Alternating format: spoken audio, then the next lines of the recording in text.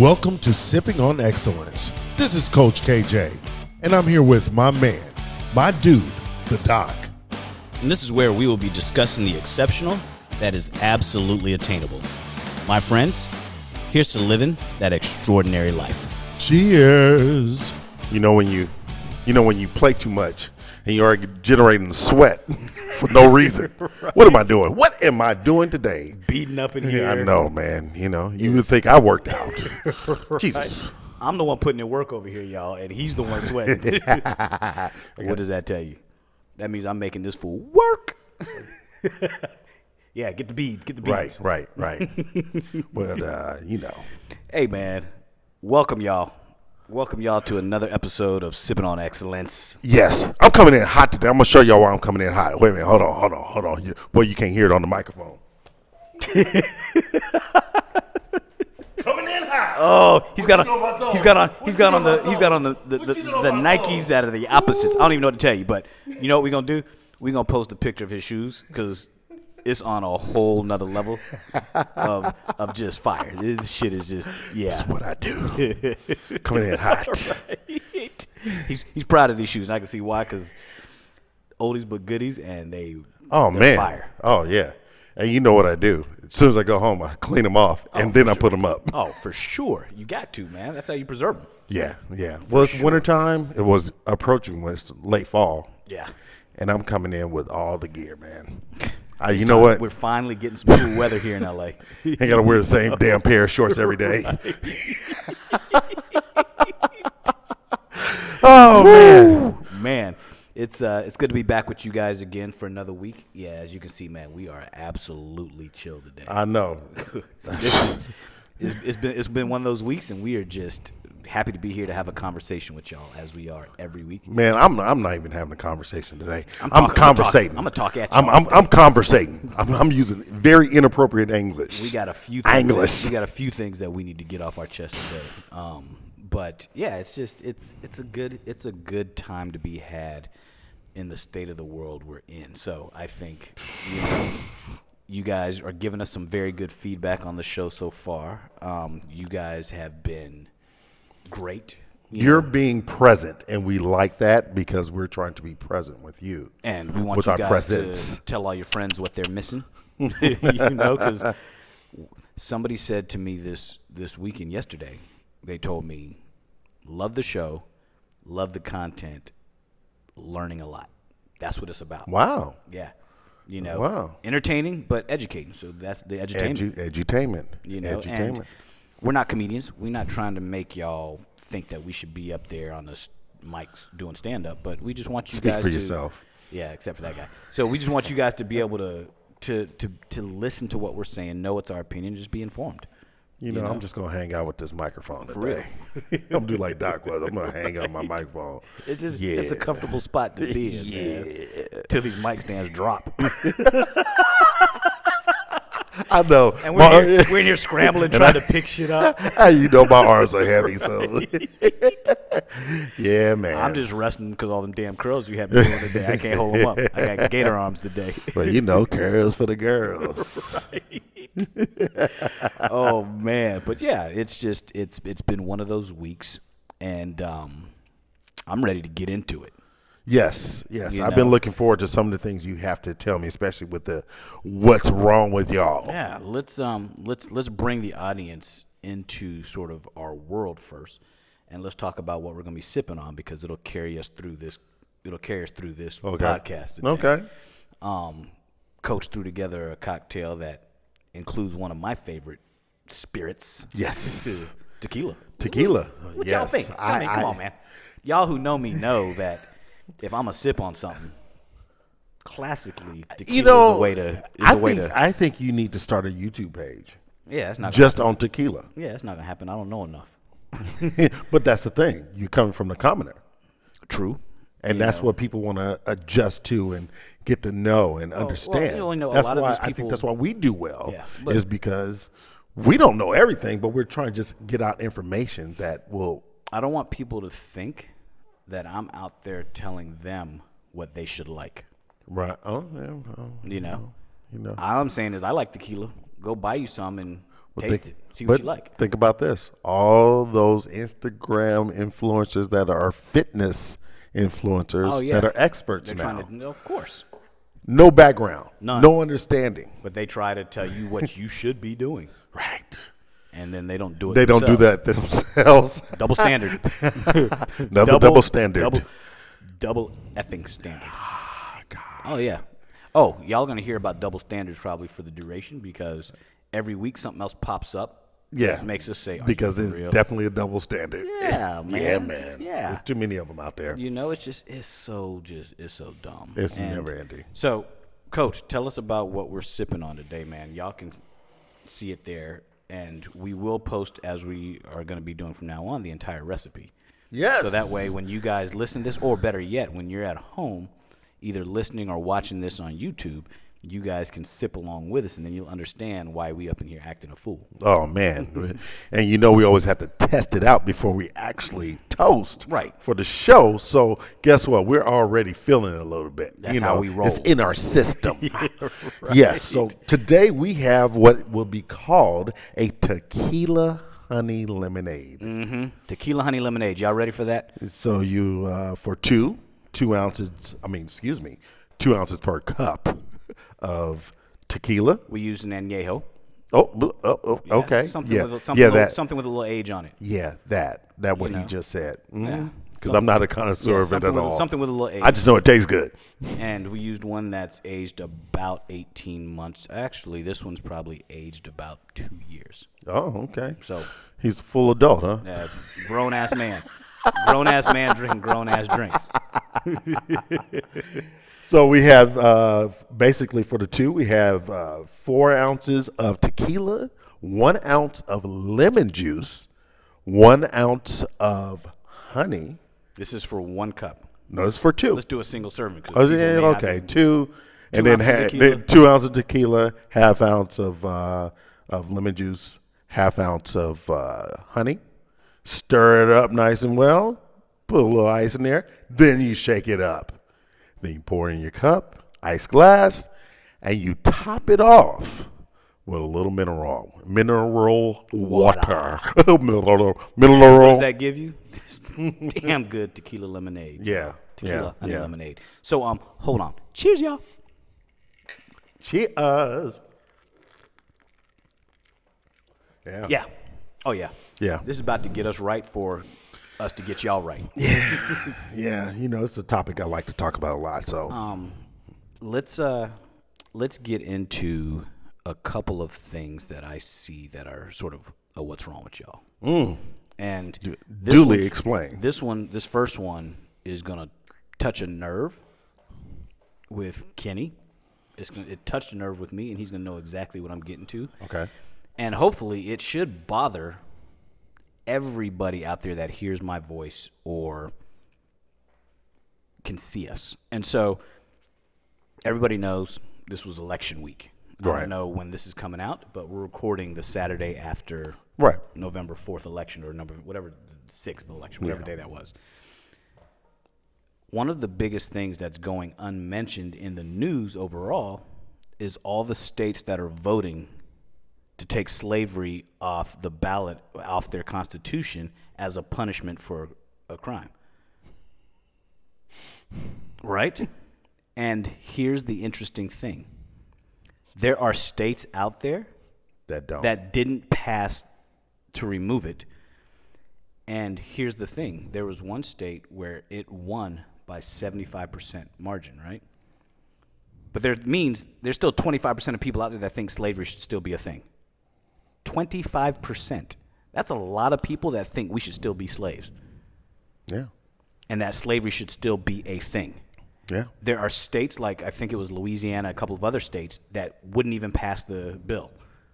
How crazy is that? That's probably the biggest what's wrong with y'all in this damn country. My question is it surprising?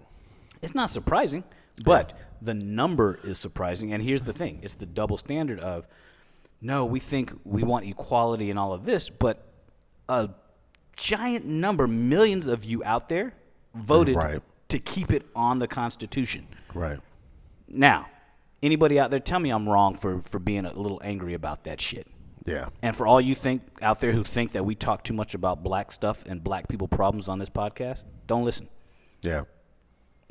But it's shit like that that makes you say, Right. What do people in this country really think? Yeah. It's one thing to say something. It's one thing to talk to your friends and say, this is how I feel. But what you do when nobody's watching and you're in that closed ballot booth and you check a box, right. When you check to keep it, regardless of what you say and how many black friends you have, you just negated all that shit. Yeah, I'm talking to you. Plain and simple. Man, well, I mean, from what I understand, isn't there a city somewhere in the South that they are, or I won't even call it a city, I think it's just a town, where they're basically kind of going back to the sundown town? I don't know. I feel like I heard a story about it most recently. They were very adamant about the fact that they wanted to go back to a sundown town. It wouldn't surprise me. No. It wouldn't surprise me. And it's kind of crazy how, and don't get me wrong, I'm proud to live in the country I live in because I can live somewhere else and have to deal with their problems. Right. These are the problems I know. So I'm willing to deal with these problems, because I have a voice here and I can take this head on. But we also have the blessing of living where we live. Yes. We're in a bit of a silo. Yes. So to speak. And so but yet I am still going to point out the wrongs. Yes, of when course. they pop up. Yes. Like that post I did yesterday about healthcare. And we're gonna get into That was heavy. that whole concept of healthcare and the fact that we would rather pay for treatment rather than pay for prevention. And we're gonna have a whole podcast about everything that it entails with mental health, physical health, wellness, all of that regarding to how much shit costs here and what we actually look like as a nation compared to the rest of the world. And I think it's a bunch of fucking smoke and mirrors, And so I think, that part about us wanting to progress. And here's the thing. I think that as much as times have changed, 2016 going forward has given people the voice to be okay with saying they want it to go backwards rather than forwards. Oh, yeah. And anybody out there think I'm wrong? Most of the time people just kept it inside and may have gone to the ballot box, but now they'll outright say, I think the Constitution should stay the way it is. Why? Because the Constitution doesn't benefit people like me as much as it benefits people elsewhere. Like, isn't it every so many years we have to vote for the right to vote? Yep. Because as long as it's still for black folk to vote, as long as it's still on the ballots, right? At some point in time, somebody may say, "Hey, maybe we should revisit this." Again, close. Kind of like how they revisited the abortion law. Kind of like how they're revisiting affirmative action. We haven't even gotten into depth about that, which we will at some point. But and also what I'm drawing complete blank. This drink. He's blaming the drink. Yeah. Okay. Well, you just said it. Affirmative action. Bottom line. Yeah. And so there's just how we have to keep why do we have to keep revisiting? Revisiting. The thought of revisiting something that should already exist. And then my other what's wrong with y'all is what you and I have been talking about this morning the whole time. And I'm just going to say this once because y'all know there's a lot of what's wrong with y'all with me and patient care. Right. And in case y'all haven't figured that out yet, some of my patients that listen to me, some people that might be a patient one day, everything I do, let me explain it to you again. Everything I do is for you. It is not for me. If I give you my opinion, it's for you, not for me. If I tell you I'm not going to do a surgery on you because the likelihood of you dying on my operating room table is very high if we do it now, and you get a second opinion and somebody says, yeah, you should have surgery, there's nothing else I can do for you. It's not my job to talk you out of it. It's my job to just tell you, you have a high likelihood of dying. That's It's because point blank. Yeah, because the circumstance that you were dealing with, they're wanting to address one thing when there's a deeper implication. So, and the problem that might require surgery at some point in your life also may not require surgery. It's not an emergency. Right. Your health is not at risk. None of that. But yet you hear what it is and you're like, oh, I want it fixed. Or better yet, your family wants it fixed. yeah. All I can do is tell you my opinion, man, and I can't tell you how many people regret going against what I've recommended. Every time I've recommended not to operate on somebody and they go have surgery, I would say every time, 90% of the time when I've told them not to have surgery, they will come back to my office, not right away because they're ashamed. They come back saying, I'm worse. And I look at them and tell them, I can't do anything to help you now because you've already done what I told you not to do. Right. I can't fix that. You know? And so there are many reasons why people don't listen to me. They'll listen to somebody who's got 1/3 of the experience that I have. You see what I'm saying? Yeah, 1/3 of the experience that I have because they're telling them something they want to hear when what they want to hear isn't always the right thing. But you know what? What's the worst thing that could happen through all of this, you guys, and I'm going to say this outright. The worst thing that could happen is if I get to the point where I give you my opinion and you decide to go against it and I just don't care. You do what you got to do. If I ever get to that point, that's not going to be good for y'all. Right. Because I'm just going to give you my opinion and walk away. If you go against it, I'm not going to be there for you later. Right. Am I there now? No. But when this keeps happening, it's like I'm not being heard. So you know what? I'm going to take care of the people that want to be helped. And those that don't want to be helped, then you roll the dice and you figure it out on your own. Wow. That's all I can do. I've taken my oath to help. I didn't take my oath to hurt. And I didn't take my oath to help me. Mm-hmm. So if y'all don't listen, I don't know what to tell you. Not my problem. Yeah. Not my problem. NMP. You know? Maybe that should be my next tattoo. NMP. What's wrong with you? Yeah, right? Right? Yeah. Anyway, and it's something that I see all the time, man. It just and I wonder when people see what I tell them and then another doctor sees it. I wonder if it's ego. Is it? I don't know. Well, ego precedes most of us. Is it Ego over smarts? Right. That will say, yes, I think I know more than this guy, and maybe he's wrong. Okay, cool. But in this case, not so much. Yeah. Not so much. But you know what? Right. I'm throwing my hands up. Yeah. This one got under his skin. It did. Yeah. It did because I see trouble coming. I'm not a psychic, but I see trouble coming. And if they roll the dice and go forward, 90% chance that there's a problem, 10% chance that there's not. Yeah. That's how bad this is. So, but anyway. But at the same time, you have to learn to actually kind of helicopter it. You know what I mean? You have to take a step back because you've already offered up the information. So you have to be able to take a step back. Oh, if I take a step back, I'm walking away, turning my back. There's no taking a step back. I'm turning around and walking away. Of course, that's because if I hover, I'm going to want to keep hands on, and that's probably what they want me to oversee. I'm not overseeing. No. I'm either handling or I'm walking away. Yeah. I'm not coaching anybody else. Well, that's what you're doing. Yeah. So I'm gonna walk away. You have to walk away. Yeah. You've done what you have to do. Yeah. Because you can't. Because what can happen is over the course of time, you can start saying, "Well, what could I have done differently, or how could I have handled this?" Or people may differently? say, maybe you don't want to operate on this patient because maybe you're really good at what you do, but maybe you don't feel like you're good at as good as what you do. Maybe they're saying, I'm living through a bit of an imposter syndrome. You know what I mean? That I'm afraid to take him to surgery because maybe I don't trust my own skill.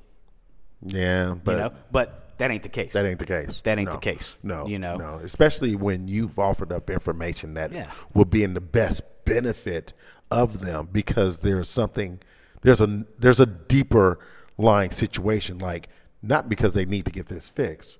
Why does that person keep falling out? Exactly. Why are they having other issues? Yeah. Why are they falling out? What caused them to have this issue in the first place? So figure out underlying issues while the rest of the problems are stable. Right. That's my theory. Right. But who knows? Yeah. But anyway, I kind of led into, without meaning to lead into, today's topic. So Kenny and I always talk about this. Kenny, this is one of his favorite topics to discuss because we all have it. It's an issue that affects a lot of people. Yeah. And I guarantee you, man, most people don't even know what this is. I think, we're going to talk about today, y'all, imposter syndrome, imposter phenomenon, however you want to call it.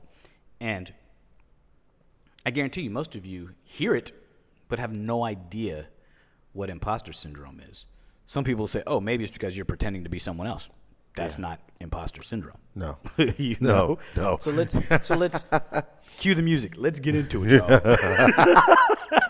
No, I ain't cueing no music for y'all. What do you think this is? But you know what? Us birds chirping and. But talking about imposter syndrome Yeah. is one of the things that we just did, which is laughing, is addressing it and approaching it with a level of levity. Yeah. We have to be a little more lighthearted because it can really, really crush his spirit. Oh, it messes with some people. Oh, believe me. What are you talking about? Not me, bro. That's exactly what it sounds like. What are you talking about? So let's get into it, man. What exactly is imposter syndrome? Imposter syndrome. The simplest and easiest way to say it, it's a false reality that we live. It's a thought or belief that we have about ourselves that doesn't really exist. Or what my impression is, say, for example, I'm going to give you guys an example. Say I look at Kenny and I'm like, dude, you're a damn good coach. You're a great personal trainer. You are all these things, but yet coach in his mind doesn't see it. Right. He thinks that he's not good enough, or he's like, yeah, I'm okay. I'm not that great, but I have imposter syndrome creates a lot of self-doubt. Yes. And typically, imposter syndrome comes from that idea of wanting to be perfect. And you see it in people who try to live their lives being a perfectionist. Yeah. There's your perfectionist. There's your superhuman. Yep. They can do everything. And once one thing goes wrong, whoop, is something wrong. All of it. And most people don't realize this, but it usually stems from being in families where achievement is placed at the highest level. Mm-hmm. Meaning, as a kid, everybody's telling you, you got to do better, you got to do better, you got to do better. You're not good enough. You got a B, I need you to get an A. You got an A, I need you to get an A plus. And so you're always, your family and people are pushing you, and you see it a lot in school. Like people who are going to a professional school and all this stuff, they're like, I got to get an A, I got to get an A, I got to get an A. Oh, I only got an A minus. Oh, man, I'm not that smart. I'm really dumb. You know, things like that. When, no, you just got in the 98th percentile on this test. Well, I didn't get 100. Oh, man. So I'm just, am I smart enough? Am I this? It's the imposter syndrome is created by so much self-doubt. Yes. And I think that's the easiest way to put it, that feeling of I'm not good enough, even though everybody around you is telling you, dude, you're. Yeah. And all the objective findings say you're good. Right. But it's always like, say, for instance, I have everybody telling me, oh, you're great. But that one ungreat or that's one what that's what you end up focusing on. And then that demon, in your head, that bully sits in your head and say, oh, remember when? And that's how you spiral down. Yeah. And what happens is you'll start searching for the answers, the analytics, the data that'll support that, saying, oh, remember when this happened? Yeah. Oh, remember when that happened? Oh, just recently you didn't finish this and this and this. You didn't finish these things. And then you go, oh, I'm not there. Or, oh, I'm not that great. Well, no, you are that great. And it starts with a healthy reality of people and everybody says this about you because that's what they see and believe. Right. It's not false if everybody sees and believes it, especially the objective side of it. Yeah.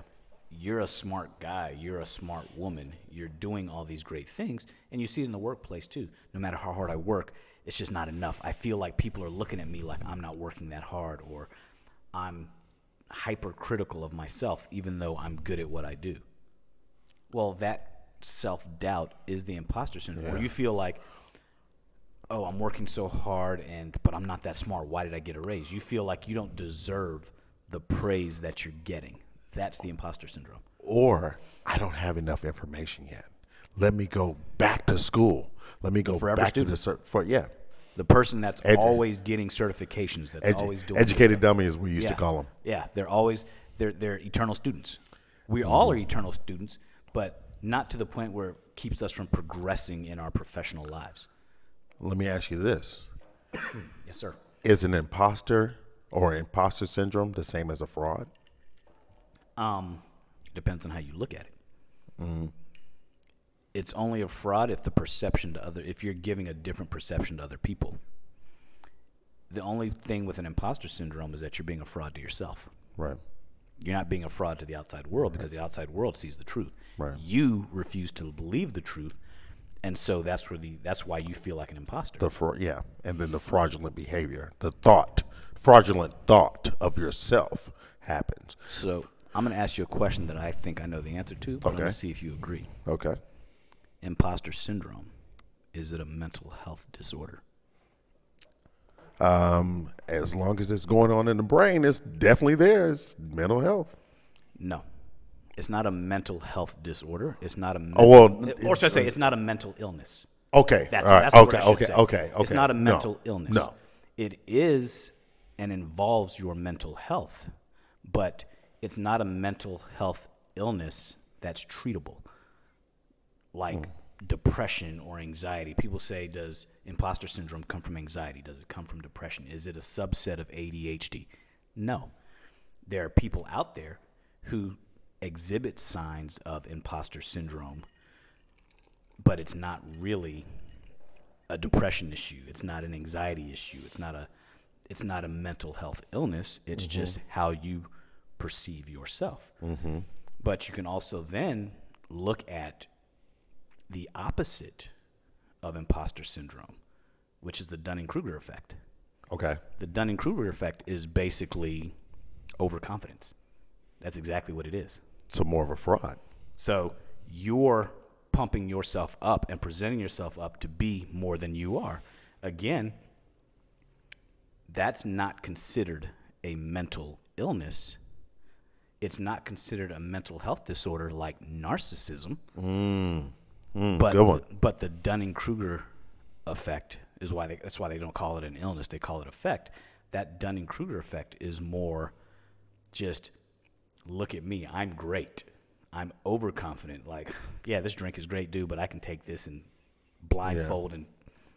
I guess that's why they call it imposter syndrome, because it hovers over, but at any point in time it could be resolved. I think what's happened is the lay public has named it a syndrome, which gives you the false belief that it's a disorder. But if you really think about it, in the medical space, the mental health space, it's called the imposter phenomenon. Ah, this is true. Yes, I've read that before. You know, and so because people don't, we call it a phenomenon because we don't want people to think it is a mental illness. Right. Okay. Because otherwise, you'd think 98% of people are mentally ill. Yeah. Yeah. Yeah. You know, because we all at some point in our lives have self-doubt. Right. And that self-doubt is a little bit of an imposter phenomenon. Yeah. But because it's a phenomenon means it just happens from time to time. Yeah. As it was told to me once, it's kind of like you have the imposter and you have the fraud. The imposter is you both are at a 7, but the imposter is just trying to get the 8, the 9, and the 10. He doesn't know what those look like. To get to that 10. That imposter sits at a 10, thinks he's a 10, and skipped all the levels, and is like shunning down. So my idea of imposter versus fraud, the fraud's pretending to be something they're not. Exactly. The imposter doesn't believe they are what they are. Right. Very different. Right. He's not trying to be something he's not. He's Right. living his life. The imposter phenomenon makes you live your life as if you don't believe. Your mind won't let you believe the hype. Yeah. It's a very uncomfortable scenario.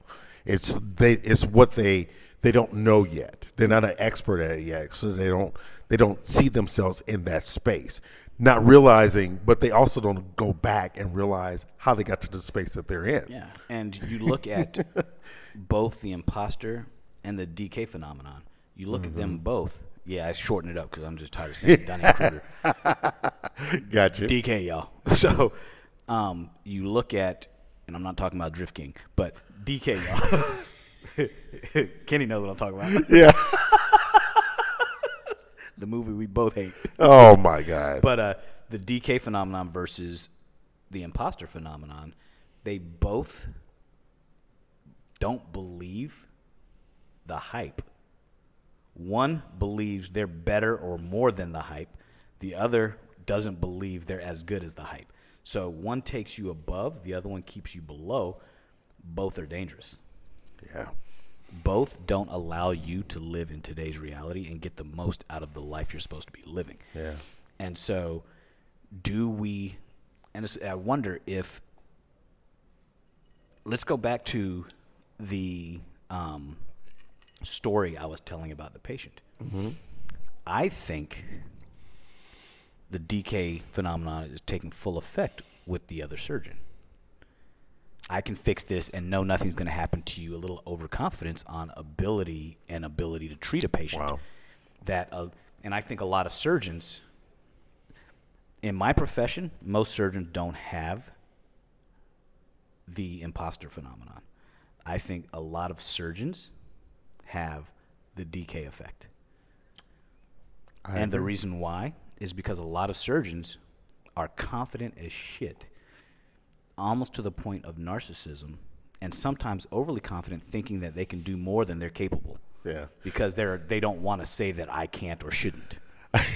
And I see it all the time. It's funny because I used to, living in Atlanta for so long, I used to train a lot of lawyers. And I used to always ask, like, do you guys take a class, asshole 202? Because every single one of you, there's this level of arrogance that precedes you. Like and like with surgeons, a lot of surgeons, I know you know them. Oh, dude. There's a love, and I get it, I understand. You have to have some type of confidence in yourself. You got to make people feel that you're confident in what you're doing and who you are. And I remember when people used to first meet me in my office, this is when I was wearing custom suits every day and all this stuff, that people were like, oh, I walk in arrogant. I didn't walk in arrogant. I just look clean. Yeah. My shit was together. And when I sit down and start laughing and smiling with them, I'm not putting you beneath me. I'm not saying I'm better than you. It's just you came to me looking for an answer to a problem that you don't know the answer to. I'm using my expertise to help you with that answer. There's a difference in that presentation versus me walking in smug saying, sit down, shut up, be quiet. Let me tell you what your problem is, and let me tell you how I, the almighty surgeon, can fix it. Yeah. There's a difference. Yeah. I walk in saying, look, I'm a surgeon. I'm a part of this team. You're as big a player in this game as I am. This doesn't go down without you doing your part. I'm not fixing you. We are fixing you. Right. You know what I mean? Me, you, and my team. So basically, you have to create like a team atmosphere in order for them. But they have to be confident that you, as the team leader, is going to make things go right. Right. And so having that confidence, like patients always tell me, man, I'm scared. And I was like, well, thank goodness that it's just you. And they're like, what do you mean? I was like, I'm not scared at all. You should be worried if I come in here scared. And they just start laughing. Or they're like, oh, Doc, I'm really nervous. And I'll always make jokes. Well, my left hand only shakes today. But it's that levity that makes it seem like I'm not that dickhead surgeon who is coming in overconfident. But you also have a bedside manner. You know better. But you have to. Yeah. People are going through probably one of the shittiest times in their life. And like we were talking earlier, no one has a more intimate relationship with somebody than me putting my hands inside you while you're completely asleep, trusting me with your entire world. Yeah, man. Yeah. It doesn't get deeper than that. And like I say all the time, I'm in awe of that. And I always let you know. I do this every day. Yeah. And every single time I do it, I'm like, damn, I can't believe I'm here. Not the imposter saying, I don't think I deserve to be here. I'm just appreciating the moment as in, damn, I can't believe I'm here. And then I automatically say, which may be a little of the DK effect, thank God it's me that's here. Yeah. Yeah. Because I know I'm going to treat you like I would treat me. Yeah. And so thank God I'm here. Well, it's interesting that you say that because it's got me thinking about my imposter that I've been dealing with, that I have been dealing with or had dealt with in many ways. And one of the things that I didn't recognize was that I was not acknowledging all that I've done in the past and my ability to get through things without a doubt. Like I said, perfect example, and I've mentioned this maybe in the past, but when or a lot of people don't really know the story. Maybe I should just start telling the story. But tell it. When I went to Morehouse, or before I went to Morehouse, so I didn't get accepted. So what I did, I think you told me the story. Okay. I don't think you told the world. Let's talk about it. We're here. Old Kenny just say, "Oh, you didn't take me." Okay. I bought a plane ticket. I flew to Atlanta, stayed on the homeboy's floor, walked into the admissions office the next day and say, I didn't get accepted. I did get accepted to this school and this school, but I'm only going to this school. So what do I need to do to get in? I only want to go to Morehouse, period. Yeah. And he said, wow. So you flew in. I was like, yeah. You didn't have an appointment with. I was like, I know. I'm here. I'm here for it. This is my first time on campus. It's my first time in Atlanta. Right. But I'm only here. I'm coming here. He was like, okay, well, these are the things we need. I said, okay. When do you need them by? Exactly. How soon? How do I make this happen? Right. So if I do X, Y, and Z, will I be accepted? He said, yeah. I said, do I have your handshake on it? Shook his hand. That administrator got him the information, got him all my grades. I was accepted immediately. And you know what? He will always remember you as that guy who wouldn't take no for an answer. Yeah. Like you told me no, but you didn't give me a good reason for saying no. Yeah. When you get that letter of you didn't get in, it doesn't tell you why you didn't. No, it never does. Been there. So I don't, I don't know. But that old me, that's what I have to start going back to. Because that old you didn't doubt your ability. Yeah. But as we go through life, we all have shit that punches us in the face. We all have shit that kicks us in the shin. I'll tell you mine in a minute. That will make you not just doubt who you are, it'll make you doubt your capabilities and doubt your presence here. Like, why am I here? Yeah. There's or like the shit I went through. Yeah. And which a lot of people don't know, the shit that my brother and I went through that almost drove us to bankruptcy at no fault of our own. Just, we got legally extorted, basically. And it was to the point where all we wanted to do is practice medicine. And everything that we did was to take care of people. And that was preyed on, took advantage of, and then we were held hostage. And it was making me think, why do I even give a shit? Why am I here? Why do I even care? I could do so many other things. I'm an engineer. I could build some shit and be a billionaire tomorrow. Because that is not the decay effect. That's just a fact. Go ahead. I have inventions. I've done stuff. Mm-hmm. But yet my life's work was to be where I am today. And so when somebody challenges that and really fucks you, it makes you question. Yeah. And, it's like, damn, am I good enough? Or, man, was I a shitty businessman? No, I'm great at business. But in that moment, it made me feel like I wasn't. I didn't believe it. And I was like, oh, shit. How did I miss this? And also factor in, this is post, Yes. This is post cancer. Yeah. So. And so how do I miss that, Yeah.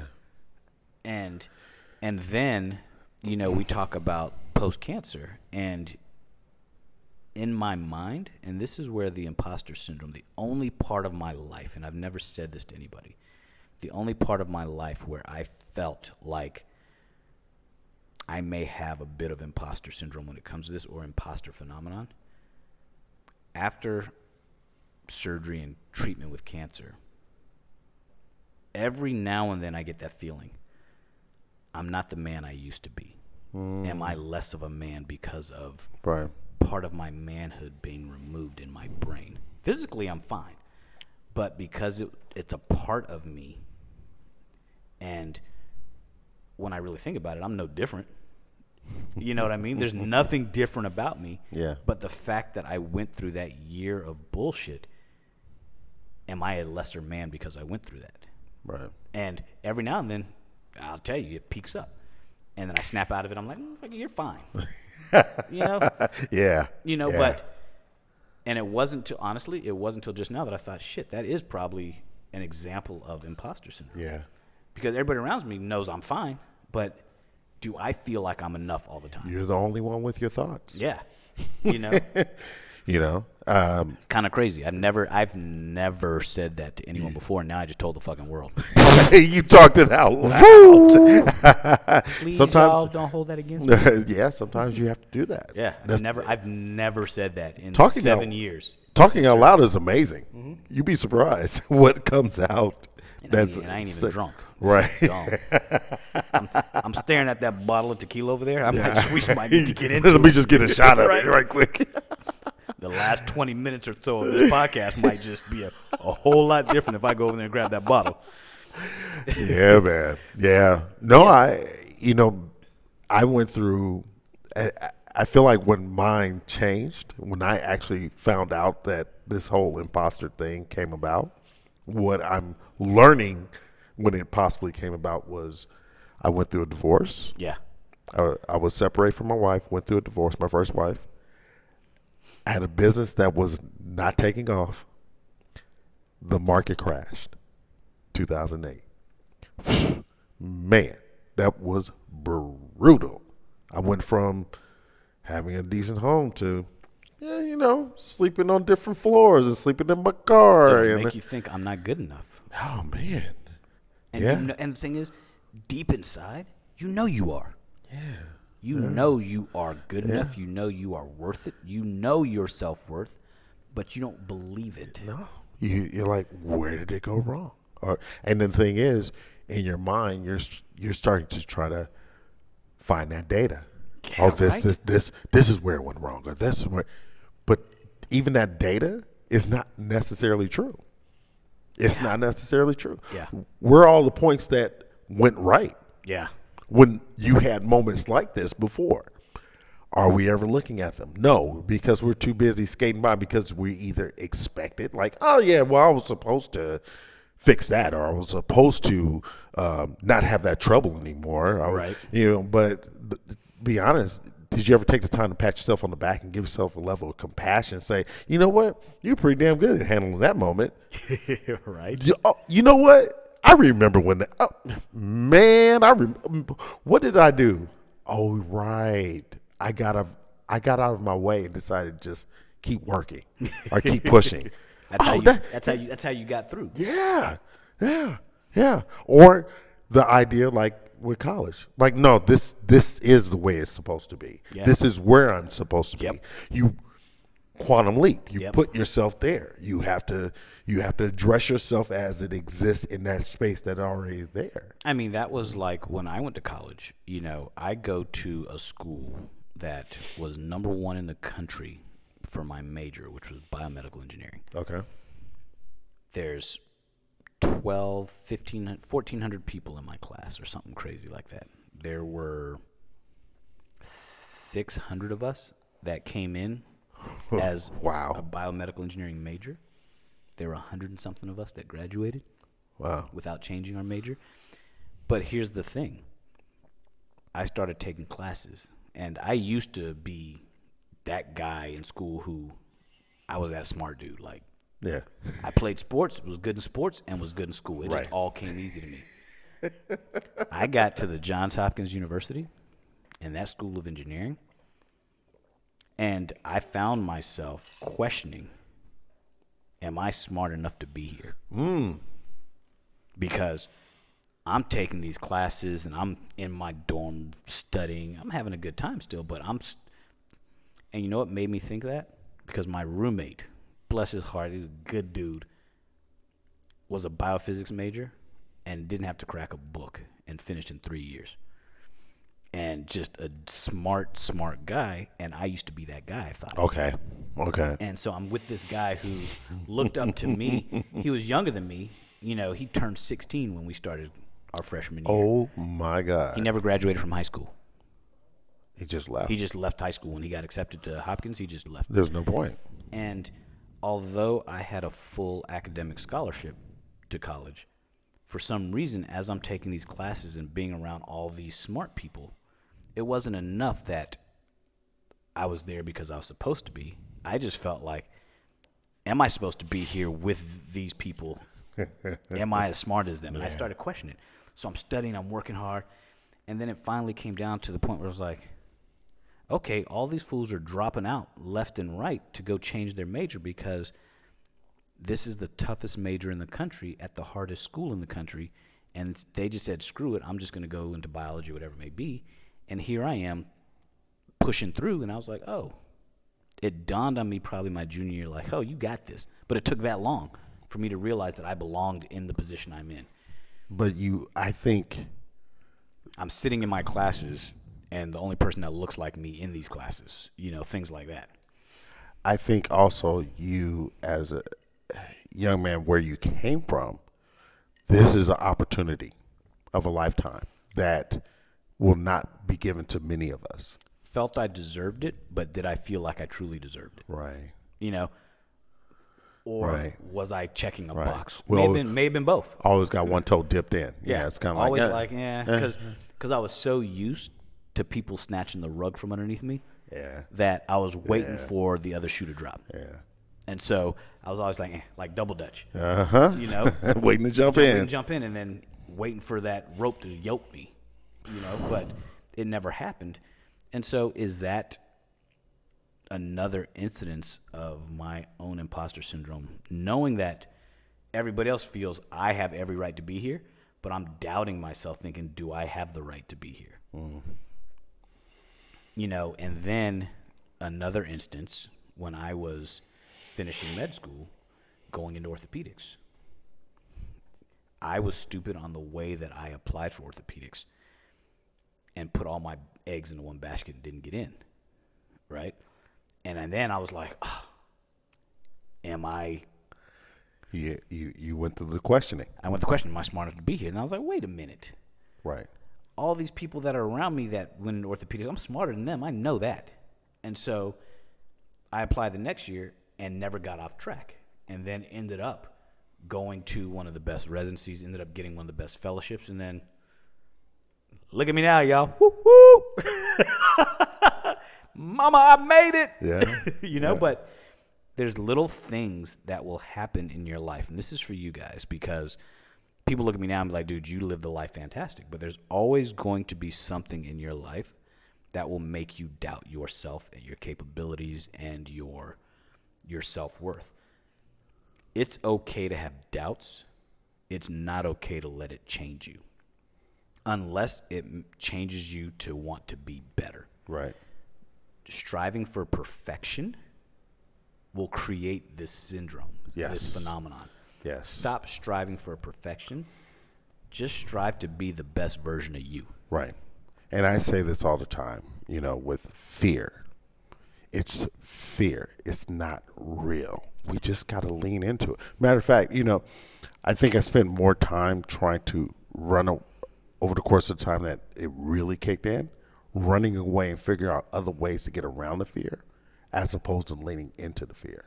Yeah. Whatever you fear, do that part. Start working towards that because that's where it changes. Exactly. That's where it goes, oh, this is better. Are you taking pictures?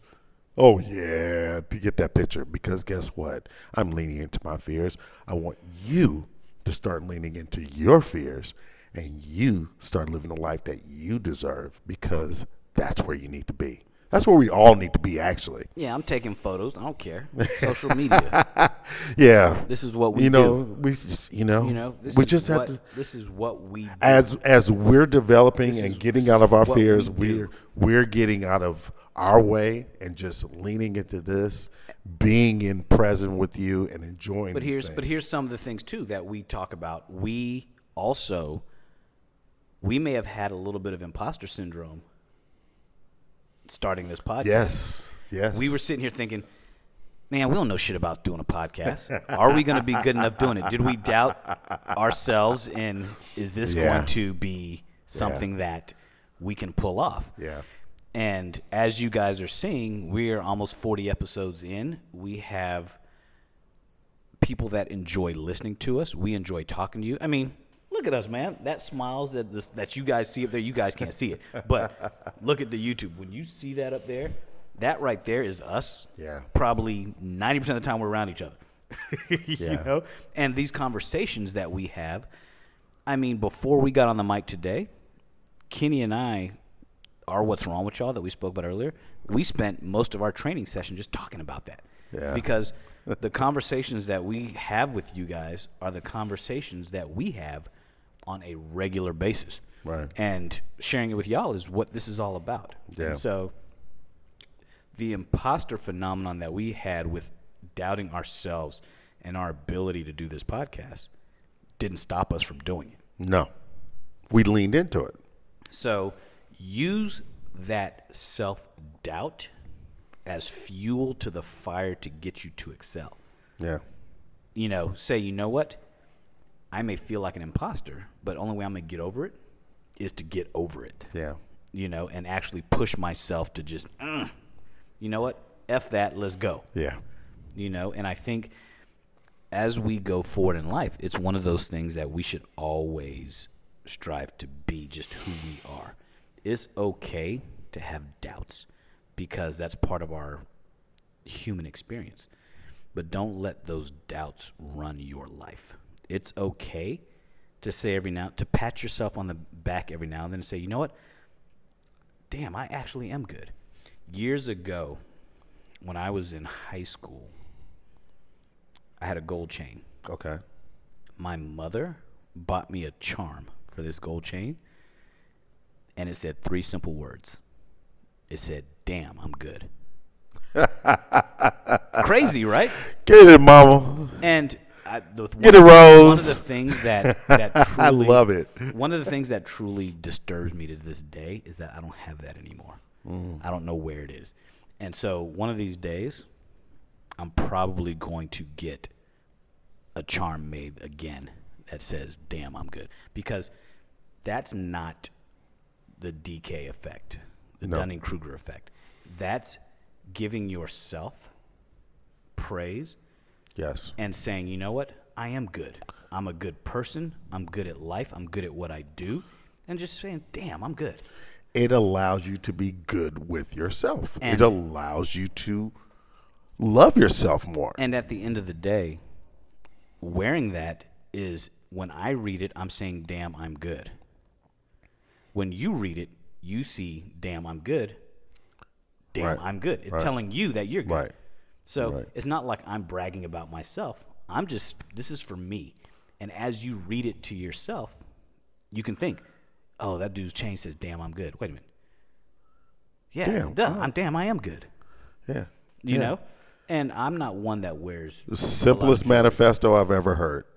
crazy, right? And funny thing is, I just remembered that just now. And I know. I saw that. I was probably in the 9th grade Yeah. when my mom gave me this charm. And this little gold charm probably cost like $30. Yeah. But okay. But it was. It fed you. It was. It fed you what early. It was. And people thought I was cocky as shit because I was a little shit back then. Meaning, I was little. I literally was little. Yeah. I was 5'2", 92 pounds when I first started playing football. But I was larger than life in my head because it wasn't ego. It was just you're not gonna push me around. Yeah. You know, and so it was one of those moments where, yeah, damn, I'm good. I don't care what you guys think. You picture that kitten that sees themselves as a lion. Yeah, and that was me. And then it just stuck with me. Yeah. You know, and so that in mind is what I think everybody else needs to feel about themselves whenever they get too into I'm not good enough. No, you're good. Yeah. You're good. You just have to know you're good. And if you're not good, fuck it, get good. Yeah. It's that simple. Get good. As I always say, lean into it. Lean into it And because like we there's always some say, passion. yeah, there's that goodness, that giant in all of us, as Coach always Right. says. And so if you doubt yourself, screw it, be giant. Just imagine yourself as the biggest thing in life. Yeah. And then get there. Yeah. Someone that one of my old clients worked with James Earl Jones. Okay. He said he learned the most from him because he said a lot of times when actors have to go into their lines, they go quiet or they're reading to themselves. He said James Earl Jones read loud and then pulled it back to find the voice. So go loud. Go big. Go big. Go giant. And then pull back to the voice that fits you best. Yeah. That's That's what it's it. all about, Yeah. you know? And don't let the imposter phenomenon control you, and don't let the Dunning-Kruger effect destroy you. It's that simple. And if you don't know what we're talking about, Google shit. That's what it's there for. Look it up, because I'm not going to define it anymore. You know what, y'all? Thank you guys for hanging out with us today. This was a great episode. This was a necessary episode because it's something that we all experienced at some point in time. I didn't know how much I experienced it until we were talking about it today, and it brought back all these instances. Yeah. So, you know what, y'all? Thank you for being with us today. Thank you for letting us jump in your heads. And Hopefully, Coach, where they gonna find you, man? They're gonna find us everywhere. They're gonna find me everywhere. No, I'm at Coach KJ Knows on Instagram. Also, us on SOE_podcast on Instagram and CoachKJ.com. CoachKJ.com. Yeah, and you're going to find me at Leonel Hunt, Leonel Hunt on Instagram, and then at huntspine.com. You know, we will always be telling what we think, true or false. You over there sound like Busta Rhymes. It's always our truth. And it's always going to be what we believe. And we out, out. y'all.